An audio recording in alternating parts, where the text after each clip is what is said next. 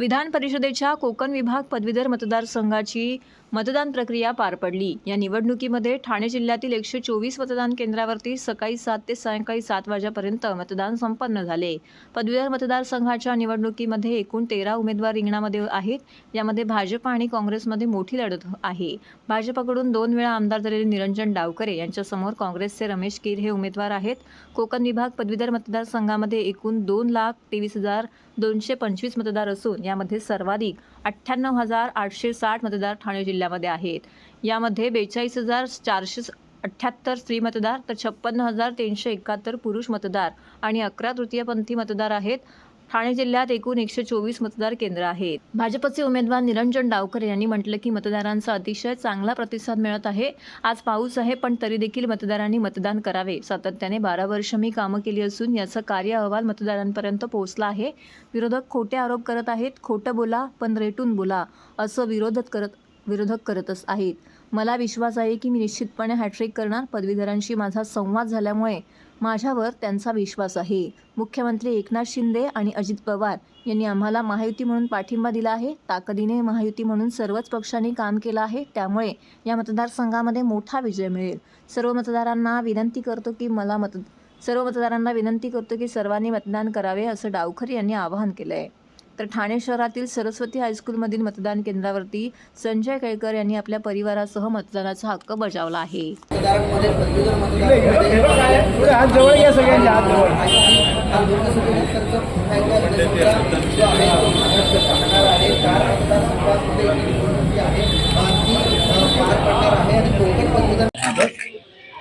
Sir हात जवळ घ्या तिघांच्या सर यस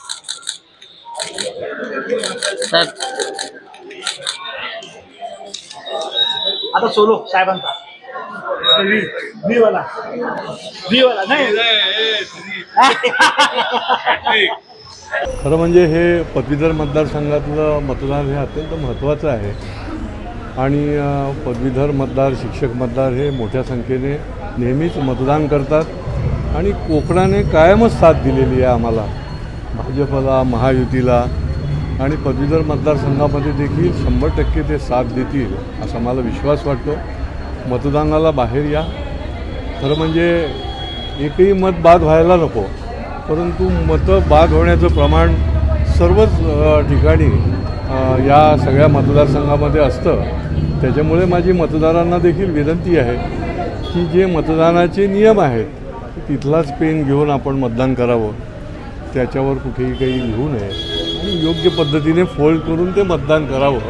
कारण हजारो मतदान बाद झालेलं होतं आणि त्यामुळे मतदानालाही यावं, पाऊस पाणी असलं तरी यावं। हा लोकशाहीचा शेवटी उत्सव आहे आणि भरभरून मतदान करावं असं मी आवाहन देखील या निमित्ताने करतो। आज पदवीधर मतदारसंघाचं मतदान आहे। आपण बघताय की अतिशय चांगला प्रतिसाद हा लोकांचा आहे। मतदानाला मतदार बाहेर पडतात। मी खरं तर आपल्या माध्यमाने सगळ्या मतदारांना आवाहनही करीन की आज पाऊस आहे पण मतदान हा आपला अधिकार आहे आणि त्याच्यामुळे आपण तो मतदानाचा अधिकार बजावा आणि अतिशय चांगला प्रतिसाद हा 5ही जिल्ह्यांमध्ये मतदारांचा दिसतो। सातत्याने 12 वर्ष या मतदारसंघामध्ये माझ्या माध्यमाने वेगवेगळे विधायक कामं आणि त्याचबरोबर शैक्षणिक क्षेत्रामध्ये अनेक कार्य झालेले आहेत। त्याचं कार्य अहवाल हे मी थेट मतदारांपर्यंत पोहोचवलेलं आहे आणि निश्चितपणे मतदार हा सुजाण आहे। मतदारांना लक्षात येतं की फक्त खोटे आरोप करायचे म्हणून विरोधक हे सातत्याने आरोप करत असतात। त्यांच्याकडे बोलायला खरं तर काहीच विषय नाही आहे आणि त्याच्यामुळे काहीतरी उकडून काढायचं, काहीतरी खोटं नाटं बोलायचं, खोटं बोल पण रेटून बोल हीच पद्धत चालू आहे। पण माझं कार्य आणि त्याचबरोबर जे विधायक कार्य या मतदारसंघामध्ये केलं आहे त्याच्यामुळे निश्चितपणे मतदारांना या गोष्टीची सत्यता माहिती आहे। त्याचबरोबर महायुतीचा कार्यकर्ता जो सातत्याने झटतोय आणि लोकांपर्यंत पोहोचतोय त्याच्यामुळे या मतदारसंघामध्ये हा महायुतीच्या उमेदवाराचा म्हणजे माझा विजय निश्चित आहे। सर्व नागरिकांना आवाहन करण्यात येत आहे की सध्या डासांमार्फत पसरणाऱ्या डेंग्यू या आजाराचा प्रसार रोखण्यासाठी प्रत्येकाने पुढील प्रमाणे कार्यवाही करावी। डेंग्यू आजार एडिस इजिप्ती हा डास चावल्याने होतो। या डासांची पैदास साचलेल्या किंवा साचवलेल्या स्वच्छ पाण्यामध्ये होते।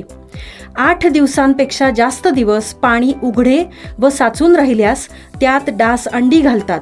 अंड्यांच्या अळ्या तयार होऊन पुढे डास तयार होतात.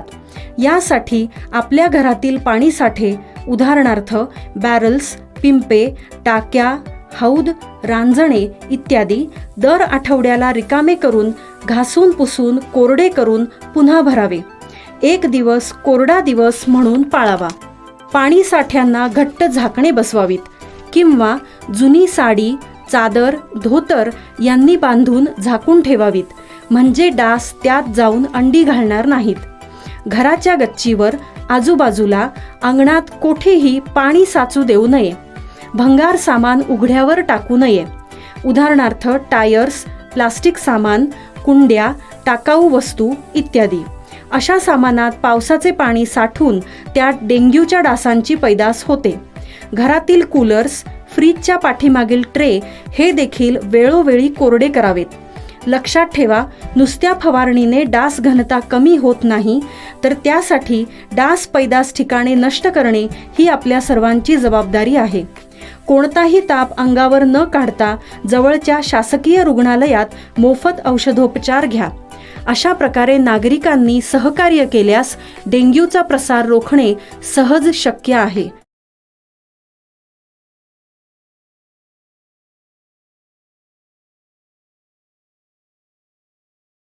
कळवा मुंब्रा विधानसभेत नजीब मुल्ला विरुद्ध जितेंद्र आव्हाड. निवडणुकीआधीच आरोप प्रत्यारोपांमुळे राजकीय वातावरण तापलं. अजित पवार गटाचे नेते आनंद परांजपे आणि नजीब मुल्ला यांनी गेल्या 15 वर्षात आव्हाडांनी काय केलं याचा पोलखोल करणार असल्याचं सांगितलंय. तर दुसरीकडे आव्हाडांनीही त्यांना आव्हान केलं आहे. लोकसभेच्या निकालानंतर आता राज्यात विधानसभा निवडणुकीचे वारे वाहू लागले आहेत. कळवा मुंब्रा विधानसभा मतदारसंघामध्ये गेल्या 15 वर्षापासून राष्ट्रवादी पक्षाचे जितेंद्र आव्हाड हे निवडून आले आहेत. पक्षफुटीनंतर आमदार जितेंद्र आव्हाड यांनी शरद पवारांबरोबर राहणं पसंत केले, तर आनंद परांजपे आणि नजीब मुल्ला यांनी राष्ट्रवादी अजित पवार गटाची निवड केली. मात्र आता विधानसभा निवडणुकीच्या तोंडावरती महायुती आणि महाविकास आघाडीमधील वातावरण आधीच गरम झाल्याचे पाहायला मिळत आहे. नजीब मुल्ला आणि आनंद परांजपे यांनी आव्हाड यांच्या कामाची पोलखोल करण्याचे सांगितले. इतकंच नव्हे तर नजीब मुल्ला यांनी मनसेवर देखील यावेळी टीका केली. तर जितेंद्र आव्हाड यांनी मी कोणाच्या बापाला घाबरत नाही, खुशाल पोलखोल करा असं आव्हानच मुल्ला आणि परांजपे यांना दिले आहे. आव्हाडांनी केवळ आश्वासनं दिली. राष्ट्रवादीच्या अजित पवार गटाचे नजीब मुल्ला यांनी महायुती सरकारने 50 कोटी रुपये विविध विकास कामांसाठी दिल्याचं सांगितलं. याआधी आव्हाडांनी केवळ आश्वासनं दिली मात्र कामं केली नाहीत असा आरोप त्यांच्यावरती केला. या सगळ्यांचीच पोलखोल करणार असल्याचं देखील त्यांनी सांगितलं. यावेळी विधानसभा निवडणुकीचे रणशिंग फुंकले असून राष्ट्रवादी अजित पवार गटाचा उमेदवार येथून निवडून येईल असा विश्वास देखील यावेळी आनंद परांजपे यांनी व्यक्त केला. गेली 15 वर्ष मी आव्हाडांबरोबर काम करत आहे, मात्र त्यांनी आम्हाला केवळ आश्वासने दिली आणि आम्ही त्याला फसत गेलो. जेव्हा त्यांच्या बापांचा गडा भरला त्यावेळी आम्ही तिथून बाहेर पडलो असं नजीब मुल्ला यांनी म्हटलं. मनसे हा आमचा घटक पक्ष नाही, तो कायमच अल्पसंख्याकांवरती बोलत असतात आणि माझा कायम त्याला विरोधच असेल अशी भूमिका यावेळी नजीब मुल्ला यांनी मांडली. तर दुसरीकडे मी कोणालाही घाबरत नाही, कोणी काय केलं याच्या सगळ्या किल्ल्या माझ्याकडे देखील आहेत असा इशारा जितेंद्र आव्हाड यांनी दिला आहे. मी असे घाणेरडे राजकारण करत नाही, मात्र कोणालाही पोलखोल करायची असेल तर त्यांनी जरूर पोलखोल करावी. मी कोणाच्या बापालाही घाबरत नसल्याचं जितेंद्र आव्हाड यांनी म्हटलंय. त्यामुळे एकूणच विधानसभा निवडणुकांच्या आधीच महायुती आणि महाविकास आघाडीमधील वातावरण गरम झाल्याचे पाहायला मिळालंय. करण्याचा प्रयत्न केला जातो. असे निधी देऊन वगैरे लोक खुश होत नसतात. लोकांना समजतं हा तात्पुरता व्हाईट वॉश आहे. या लोक कामं बघतात. हा जो समोरचा बायपास आहे ना, हा बायपास व्हायला, हा बायपास म्हणजे हा जो ब्रिज आहे त्याला मंजूर करायला विलासराव देशमुखांनी परमिशन दिली. ती आत्ता कुठे हळूहळू पूर्ण होते. तो पुढचा फ्लायओव्हर त्याला मंजुरी विलासराव देशमुखांनी दिली होती, तो आत्ता पूर्ण झाला. ही अशीच नाही कामं झाली. आज तुम्ही इथनं निघालात आणि तिथनं उतरलात की शिळी फाट्यापर्यंत फुल कॉन्क्रीटीकरण आहे. फुल कामं कशी करायची आम्हाला पण माहिती आहे. निधी कसा येतो तो पण आम्हाला माहिती आहे. निधी का दिला गेला आहे, स्पेशली का आमदाराला निधी नाही दिला. मी स्थानिक आमदार आहे. हे पहिल्यांदा घडलं महाराष्ट्राच्या राजकारणात. हे पहिल्यांदा घडलं की स्थानिक आमदाराला डावललं गेलं आणि जो साधा नगरसेवकही नाही त्याला निधी दिला गेला. ह्याच्यामागे काहीतरी राजकीय हेतू असेल. असे राजकीय हेतू मनात ठेवून जर मंत्री काम करणार असतील तर पुढच्या गव्हर्नमेंटमध्ये तेच होईल आणि 100% महाविकास आघाडीचं गव्हर्नमेंट येणार आहे. योजना आणल्या नरेंद्र मोदी साहेबांनी एवढ्या योजना आणल्या. अयोध्येत हरले, अयोध्येत. आणि अयोध्येची आत्ताची बातमी ऐकली का की अयोध्येच्या सगळीकडनं पाणी गळतंय आणि पाल रामलल्लावर पण पाणी गळतंय. आम्हाला विषय वळवायचा नाही. काय कुठे गेलं तुमचं? आम्ही सॉलिड काम करतो, नो करप्शन. कुठे गेलं करप्शन, नो करप्शन? ज्यांनी अयोध्येचं मंदिर बांधलंय त्याला कराल का ब्लॅकलिस्ट? सगळीकडनं पाणी गळतंय आणि तिथल्या महंतांनी व्हिडिओ पाठवलाय. प्रत्येक आठवड्यात एक पोलखोल दिलं जाईल. जसे जसे पोलखोलचे पुरावे बरोबर येतील, तयारी पूर्ण झालेली आहे. किमान कमीत कमी पुढील 4-5 आठवडे तरी विषय चालतील एवढी तयारी झालेली आहे. पोलखोल तुमच्या समोर येणार. महापालिका शासनाने दिलेला निधी केलेली कामं आणि काढलेलं बिल हे नागरिकांसमोर आम्ही आणणार. शंखनाद आम्ही केलेला आहे. येणाऱ्या विधानसभेच्या निवडणुकीमध्ये राष्ट्रवादी काँग्रेस पक्षाचाच घड्याळ चिन्ह घेऊन उमेदवार ही निवडणूक लढेल की मुंब्रा कळव्याच्या विकासासाठी पहिल्या टप्प्यातील 50 कोटीचा निधी हा महायुतीच्या सरकारने दिलेला आहे. त्याचा GR निघालेला आहे आणि येणाऱ्या काळामध्ये मुंब्रा कळव्याच्या लोकांची अधिक सेवा चांगल्या पद्धतीने करून त्यांना अभिप्रेत असलेली विकास कामं ही करून राष्ट्रवादी काँग्रेस पार्टी किंबहुना महायुतीचं सरकार मुंब्रा कळव्याच्या लोकांच्या मागे भक्कमपणे उभी आहे.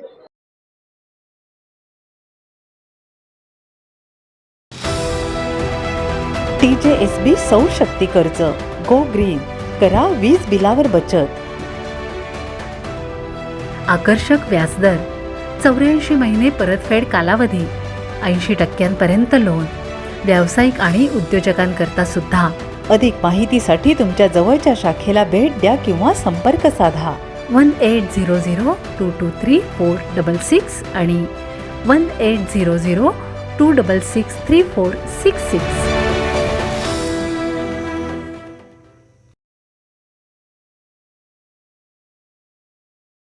1 किलो 890 ग्रॅम अंमली पदार्थ विक्रीसाठी आणलेल्या आरोपी अनिल कुमार प्रजापती याला सापळा रचून पोलिसांनी अटक केलं आहे. पोलीस पथकाने याच गुन्ह्यामध्ये उत्तर प्रदेश प्रयागराज येथून अर्जुन कुमार प्रजापती तर नवी मुंबईतून श्यामबाबू सरोज अशा तिघांना बेड्या ठोकण्यामध्ये यश मिळवलेलं आहे.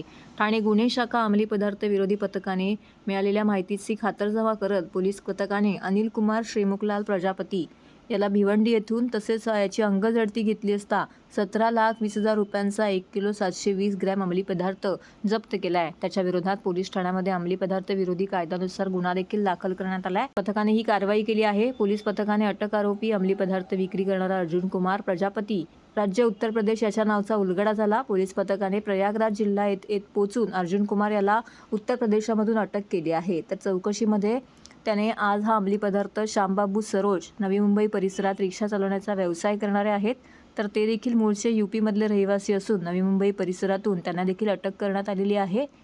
ठाणे आयुक्तालयाच्या हद्दीमध्ये शांतीनगर पोलीस ठाण्यामध्ये झालेल्या NDPS गुन्ह्यात अटक केलेल्या एका आरोपीच्या चौकशीतून पोलीस पथकाने 18,90,000चा अंमली पदार्थ चरस हस्तगत करीत 3 आरोपींना बेड्या ठोकल्या आहेत.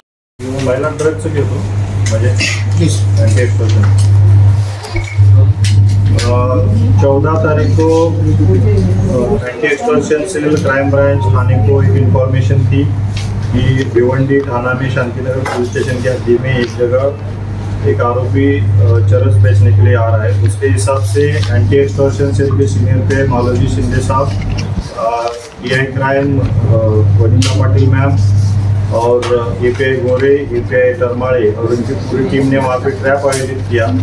उसमें एक आरोपी पकड़ा गया, अनिल कुमार श्रीमुखलाल प्रजापति, जो रहने वाला प्रयागराज का है, उत्तर प्रदेश का. वो उसके पास से 1 किलो 720 ग्राम का चरस हमने हस्तगत किया और उसकी लगभग 17 लाख कीमत थी. जब अरेस्ट किया, जब इंट्रोगेशन किया गया तो सामने ये जो इसका इंफॉर्मेशन था कि अर्जुन कुमार जोधुलाल प्रजापति है, जो उत्तर प्रदेश का रहने वाला है, उसने ये सप्लाई किया था। तुरंत एंटी एक्सटॉर्शन सेल ने टीम उत्तर प्रदेश में भेजी, उसमें उसको अरेस्ट किया गया। और उसके बाद में ऐसा पता चला कि उसके पहले उसने एक नेहरू का रहने वाला है, श्याम बाबू सरोज, उसको भी चरस बेचा है, तो उसको भी नेहरू से अरेस्ट किया गया। ऐसे कुल मिला के 1 किलो 890 ग्राम का चरस यहाँ पे बरामद किया गया, जिसकी कीमत लगभग 18,90,000 है। और एक बहुत ही अच्छी कामगिरी यहाँ पे एंटी एक्सटॉर्शन सेल ने की है। और ये इसमें जो है, जो उत्तर प्रदेश से जो आरोपी पकड़ा गया है, उसके ऊपर पहले भी कैंट पुलिस स्टेशन प्रयागराज में 2 गुने दाखिल है, और हंडिया पुलिस स्टेशन प्रयागराज उसमें भी 1 गुना दाखिल है। तो आगे भी तपास जारी है, इसमें और भी कुछ इन्होंने सप्लाई किया है, इसके हिसाब से इन्वेस्टिगेशन चल रहा है। पावसाळ्यापूर्वी अपुरी झालेली रस्त्यांची कामं आणि नालेसफाई यामुळे पहिल्याच पावसात रस्त्यांवर खड्डे पडले असून नाले तुंबले आहेत। सध्या केलेले खड्डे भरणी ही तात्पुरती असून येत्या पावसात पुन्हा खड्डे पडतील। पावसाळापूर्व कामांचा हा निव्वळ बनाव असल्याचा आरोप आमदार संजय केळकर यांनी केलाय। आमदार संजय केळकर यांनी पदाधिकाऱ्यांसमवेत माजीवडा, मानपाडा, पातलीपाडा आणि वाघबीळ येथील उड्डाणपुलावरील खड्डे दुरुस्तीची पाहणी केली। सध्या भरण्यात आलेले खड्डे ही वरवरची मलमपट्टी असून येत्या पावसाळ्यात पुन्हा खड्डे भरण्याची भीती आमदार केळकर यांनी व्यक्त केली। 6 महिन्यांपूर्वी विशेष पद्धतीने खड्डे भरल्याचं प्रशासनाकडून सांगण्यात आले होते, पण तरीही पुन्हा खड्डे पडलेच। त्यामुळे ठाणेकरांच्या पैशाची निव्वळ लूट होत असल्याचा आरोप केळकर यांनी केलाय। सेवा रस्ते देखील दुकाने, गाळे, शोरूम यांच्या वाहनांनी अडवले गेले आहेत। खड्ड्यांमुळे मुख्य रस्त्यांवरती वाहतूक कोंडी होत असताना वाहन चालकांना सेवा रस्त्यांवरही तारेवरची कसरत करावी लागत आहे। हे सेवा रस्ते कठोर कारवाई करून मोकळे करावेत अशी मागणी केळकर यांनी केली आहे। नाले सफाईचं देखील या पाहणी दौऱ्यात पितळ उघडे पडले। अनेक नाल्यांची अद्याप सफाई झाली नसल्याचं यावेळी उघडकीस आले। अमरालोढा कोलशेत येथील नाला प्रचंड तुंबल्याने तो जणू रस्ताच असल्याचा भास होता। अर्धवट नाले सफाईमुळे अनेक ठिकाणी रहिवाशांचे येत्या पावसामध्ये हाल होण्याची शक्यता व्यक्त करत या प्रकरणी कंत्राटदारांवर देखील कारवाई करण्याची मागणी केळकर यांनी केली आहे। पावसाळ्यात नाल्यालगतच्या परिसरात पूरस्थिती निर्माण होऊ नये म्हणून वर्षातून 2दा नालेसफाई करावी अशी सूचना प्रशासनाला केली होती, त्याकडेही दुर्लक्ष करण्यात आल्याचं त्यांनी यावेळी सांगितलं आहे। आज महापालिकेमध्ये आयुक्तांशी सविस्तर माझी चर्चा झाली, भेटून नालेसफाईचा जो महापालिकेच्या प्रशासनातून दावा केला जातो की आमची पूर्ण झालेली आहे नालेसफाई, आम्ही लोकांनी पाठवलेल्या आणि आम्ही स्वतः दौरा करून आलेले फोटोज त्यांना सादर केले। त्यांचा दावा खोटा आहे, लोकांची दिशाभूल करू नका। 50% देखील नालेसफाई झालेली नाही। आता तुम्ही कोणावर काय कारवाई करणार ते बोला, अशा पद्धतीने माझा आयुक्तांना सवाल आहे। फोटो सकट दाखवले की नाला आहे का रस्ता आहे अशी परिस्थिती आहे, आणि त्याच्यामुळे पूर्णपणे या सगळ्या कामाची जी आहे ती फार वाटोळं झालेलं आहे, आणि ते आमच्या ठाणेकरांना भोगायला लागेल। रस्त्याची देखील पाहणी केली, आणि त्याच्या पलीकडे कांदळवनामध्ये मैदान झालेलं आहे, परंतु आमचे महापालिका जी आहे ती अजूनही डोळे बंद करून झोपलेली आहे। समजके नासमज बनण्याचा प्रयत्न करू नका। मी माननीय आयुक्तांना सांगितलं की हे आम्ही वेळोवेळी तुम्हाला निदर्शनास आणून, जर तुमचं सैन्य, तुमचा अधिकारी जर करत नसतील तर आम्हाला उतरायला लागेल। आम्हाला त्या अधिकाऱ्यांना घेराव घालायला लागतील, लोकांचा दबाव निर्माण करायला लागेल, परंतु ठाणे शहर जे आहे ते आम्ही कोणाच्या भेटीस धरलेला आम्ही खपवून घेणार नाही। हाती सफाई तर पहिल्यापासूनच आहे, पण प्रत्यक्ष नाले सफाईच झाली नाही, आणि तुम्ही दावा करताय म्हणजे कशा करता, कोणा करता, का तुम्ही दिशाभूल करता? कुठल्या अधिकाऱ्यावर तर कधीच कारवाई झालेली नाही। म्हणजे ज्या ज्या वेळेला तुम्ही जबाबदारी फिक्स करता अनधिकृत बांधकामाची असेल, माननीय मुख्यमंत्र्यांनी तर स्पष्ट जाहीर केलेलं आहे की मुळासकट उखडून टाका, अधिकाऱ्यावर गुन्हे दाखल करा। कोणावर केले गुन्हे दाखल? म्हणजे महापालिका जी आहे ती आपली मनमर्जी करणार आहे का? अधिकारी जे आहेत ते आपल्याला मनाला वाटेल ते धोरण आपण ठरवू ते तोरण कदापि ठाण्यामध्ये आम्ही हे सहन करणार नाही। आम्ही याच्या पुढच्या काळामध्ये आंदोलनाची भूमिका घ्यायला सुद्धा कमी करणार नाही। राईट टू एज्युकेशन कायद्याअंतर्गत शिकणाऱ्या विद्यार्थ्यांना अद्यापही गणवेश आणि पाठ्यपुस्तके देण्यात आलेली नाहीत. त्यामुळे मुलांच्या भविष्याचा प्रश्न निर्माण झाला असून शाळा सुरू होऊन 15 दिवस उलटले तरी आमच्या पाल्याकडे पुस्तकं नाहीत. ही पुस्तकं विकत घेण्याचा खर्च 15,000 रुपये आहे. हा खर्च आम्हाला परवडत नसल्याची खंत पालकांनी व्यक्त केली आहे. यावेळी शाळेने किंवा महापालिका शिक्षण विभाग, ठाणे जिल्हा परिषद शिक्षणाधिकारी, कलेक्टर यांनी लवकरात लवकर मुलांना गणवेश आणि पुस्तके उपलब्ध करून द्यावीत, अन्यथा आम्ही आमरण उपोषण करण्याचा इशारा यावेळी पालकांनी दिला आहे. नवीन ॲडमिशनसाठी हा विषय न्यायप्रविष्ट आहे. मात्र आमच्या पाल्यांना आधीच या कायद्याअंतर्गत शाळेत ॲडमिशन मिळालं असल्याने त्यांना प्रशासन आणि शिक्षण संस्था सुविधा पुरवत नाहीत. आमच्या पाल्यांचा बालमनावरती याचा विपरीत परिणाम होत असल्याचा आरोप देखील यावेळी पालकांनी केला आहे. मुलांना मोफत गणवेश, आरटीए मधून मुलांना गणवेश, आरटीए मधून मुलांना मोफत पाठ्यपुस्तके. आम्ही जिल्हाधिकारी साहेबांची भेट घेतली होती 14 तारखेला. त्यानंतर आम्ही मुख्यमंत्री साहेबांना निवेदन पाठवलं, शिक्षण विभागाला निवेदन पाठवलं. इथे जे शिक्षणाचे उपायुक्त आहेत पवार साहेब यांनाही निवेदन दिलं होतं. परंतु हे शाळा प्रशासनाला हे कळवत नाहीये की त्यांचा आणि या शाळा प्रशासन साठालोटा आहे हे समजत नाहीये. आज राईट टू एज्युकेशन हा जो कायदा आहे 2009 मध्ये पारित झालेला संसदेमध्ये कायदा असून तरीही हे शालेय प्रशासन आहे हे मुलांना पाठ्यपुस्तके देत नाहीये, गणवेश देत नाहीये, काही कुठलीही सुविधा मोफतपणे देत नाहीये. शालेय प्रशासन हे सरळपणे सांगताय की आमचे शासनाकडे पैसे आहेत, आम्ही देणार नाहीये. आणि येथील अधिकारी सांगतायत की शाळा आणि शासन बघून घेईल. ते शाळांना आम्ही कळवलं आहे की तुम्हाला पाठ्यपुस्तके गणवेश सर्व फ्रीमध्ये दिलं पाहिजे. परंतु कुठलेही शालेय प्रशासन पाठ्यपुस्तके किंवा गणवेश हे मुलांना मोफतपणे देत नाहीये. अशा शाळांच्या वरती खरं तर प्रशासनाने कारवाई केली पाहिजे. पण प्रशासन काय हलगर्जीपणा करत आहे हे समजत नाहीये. आज मुलांच्या भविष्याचा प्रश्न आहे, त्यांच्या शिक्षणाचा प्रश्न आहे, त्यांचा तो अधिकार आहे शिक्षण म्हणजे. आणि राईट टू एज्युकेशन कायद्याने तो त्यांना मोफत ज्या सुविधा आहेत ते त्यांना मिळाल्याच पाहिजेत. यासाठी आम्ही आज परत इथे आलेलो आहोत. नाही, हा विषय यंदाचा नाहीये. जे न्यायालयात केस चालू आहे तो पार्ट वेगळा आहे. हे जी पॅरेंट्स आहेत यांची मुलं ज्या अगोदर राईट टू एज्युकेशन मध्ये ज्यांनी ऍडमिशन घेतलेलं आहे 1ली ते 8वी पर्यंत त्यांना तर हे मोफत मिळाले पाहिजेत.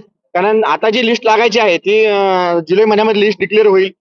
पण त्या अगोदर जे मुलं शिक्षण घेत आहेत राईट कायद्यामधून अगोदरपासून त्यांना तर त्यांनी शालेय व्यवस्थापने गणवेश आणि पाठ्यपुस्तके मोफत द्यायला हवी. माझे नाव प्रभा फाळके, मी आरटी पॅरेंट आहे. माझा मुलगा आता 6वीला गेलेला आहे आणि इंटरनॅशनल स्कूलमध्ये 6वीचं हे शिक्षण फार तुम्हालाही माहिती आहे की SSC बोर्डपेक्षा इंटरनॅशनल स्कूलचं पोर्शन फार मोठं असतं. आणि आज तब्बल 15 दिवस झाले माझा मुलगा विना पुस्तकं घेऊन वर्गात जातोय. त्या बालमनावर काय परिणाम होत असेल हे आपण सांगू शकत नाही. मुलगा जातो, टीचर विचारतात, त्यांच्या हातात पुस्तकं नसतात, त्यांना उभं करतात आणि ह्या सर्व गोष्टीमुळे त्यांना शिक्षण घेताना फार अडचणी येतात. अर्थातच त्यांच्या मनावर हे कोरलं जातं की आम्ही आरटीचे विद्यार्थी आहोत. आज पुस्तकं ही 10,000ची आहेत, गणवेश हे 3,000चे आहे. म्हणजे तब्बल जवळजवळ 15,000चा हा खर्च हा सामान्य विद्यार्थ्यांना परवडणारा नाहीये.